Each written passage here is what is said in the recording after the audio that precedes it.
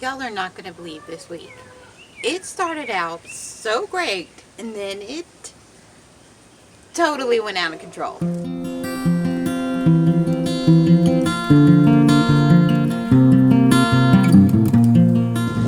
Hi, my name is Catherine. Welcome to Starlight Garden. I grow medicinal plants and heirloom veggies on a tiny farm in southeast Atlanta.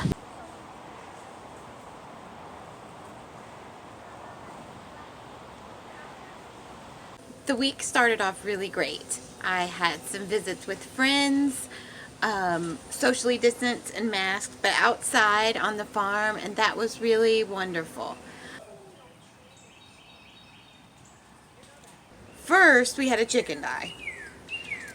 One of the girls, one of the black ones, either Basil or Lavender, got hit by a car. Um, they're totally free range, and I thought that they would stay on our acre, but no, they need to cross the street and go up and down the block to visit their owner's house.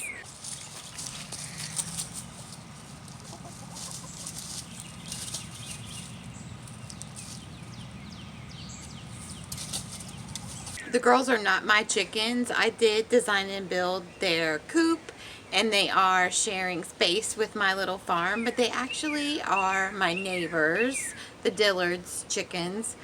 And they decided that they would rather let the chickens be free and live a happy, full chicken essenced life rather than keep them totally protected from predators or cars all the time. And even though we do have hawks and owls and everything else, the chickens have never been bothered by snakes, and they're very used to dogs, so they're super smart and super fast, and they've been doing really great. They only sleep in the coop at night, and they have been having a really awesome life, but one of them was hit by a car.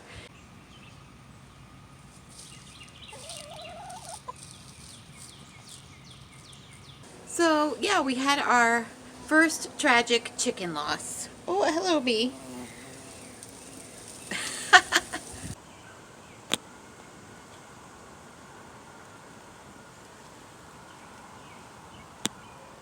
It was finally warm enough to get the plants out of the greenhouse, and not the greenhouse, the cold frames, and move them out into the garden. So okra, tomatoes, giant marigolds, basil, a bunch of stuff was ready to go out into the beds. And so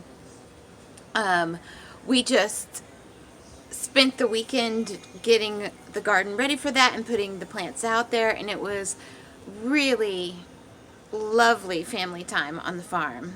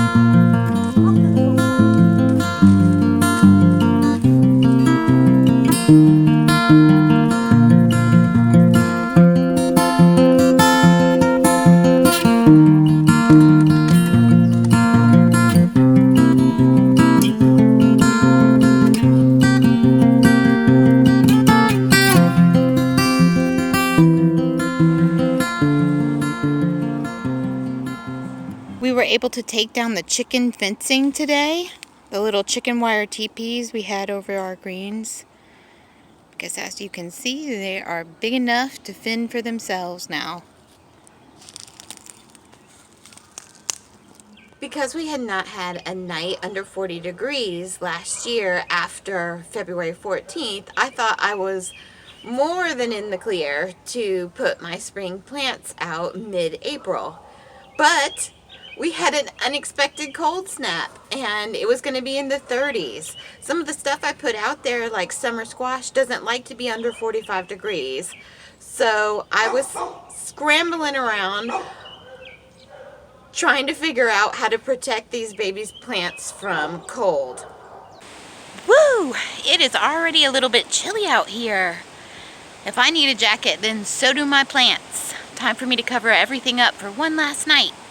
I've taken all the plants that I have been hardening off and put them back into the cold frames in order to keep them safe tonight.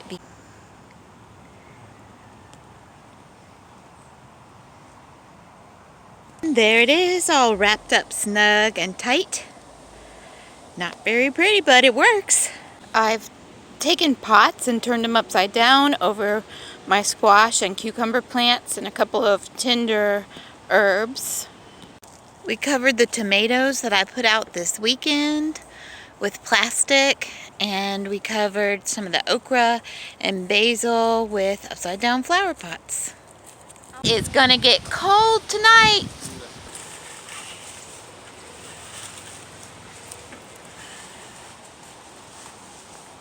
Everything was fine. The couple of the squash leaves turned yellow, but everything made it through the cold night. Feeling great, we left and went to go see my in-laws. It was their 50th anniversary, and so we left the farm for a day. It was going to rain and everything was going to be watered, so it was a perfect time to leave. We went up to the North Georgia mountains, and when we came back, we had a surprise. Hey guys, we just got home from my in-laws, and it looks like we missed a serious storm. We are dealing with dime-sized hail all over the ground, and power's out.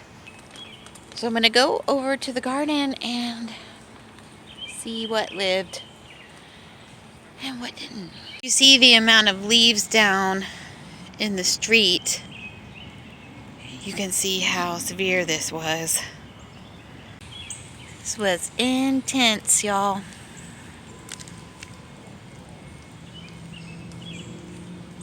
Okay, guys, things just are not looking good.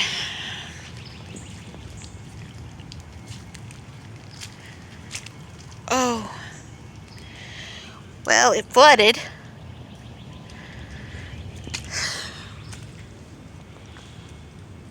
There's my oregano. All the tops of the lavender hyssop have been broken off.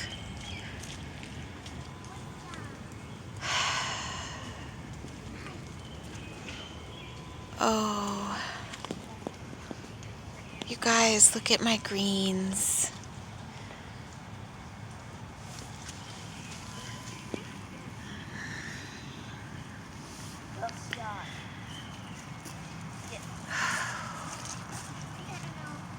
Poor oregano will probably bounce right back.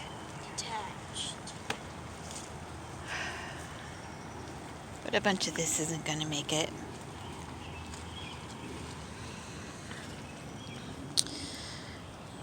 Yeah, it looks like the tomatoes were all just snapped off at the neck.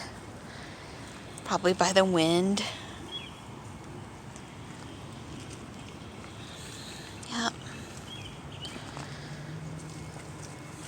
The gourds and marigolds are gone. Slide's broken in half. Yeah, wow.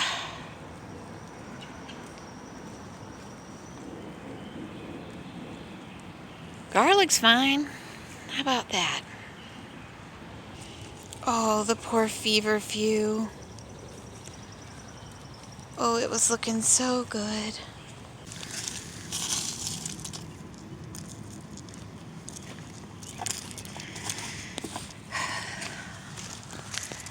That's really sad. That's my daisies. Windmill got knocked over. Thrown quite a ways. Remember my beautiful new spring green beds? This is what they look like now. The good news is that both my rain barrels were filled all the way to the top in just one afternoon.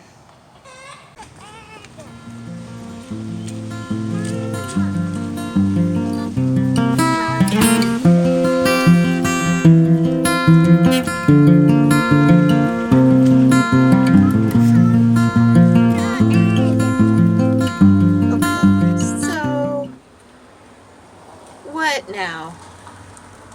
I learned a lot about weather, and I know that these were only tiny lessons. I can't imagine if I had fields full of crops that I was having to cover up in a hurry, or what it would be like if I had invested thousands of dollars in crops that were ruined by the hail. I'm only out a few dollars, and I still have some plants from my plant sale that haven't... Truck. I still have some plants from my plant sale that haven't sold, so I can replace most of the things that broke. A lot of the perennials are going to be just fine. And all of those green leaves from all the trees and all the shredded kale and chard will just become compost. They'll break down and feed the soil. So sometimes plants love to be pruned. I think the lavender hyssop will be back twice as thick because of the way the branches got snapped off. They'll just split and grow from that point. I think the garden is going to be okay, and so am I. But woo, that was a sad day. Thank you to all my friends that knew about this and were so sweet and reached out to me. I'm all right. We're going to replant. I'll show you guys in the next video how I clean things up. And if you like what we're doing here, please like, subscribe, share. You know how YouTube works. Thanks. Thanks for watching. Bye, y'all.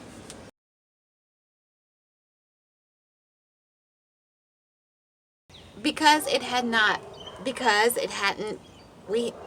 we had, come on now. I think it could be. Yeah. No.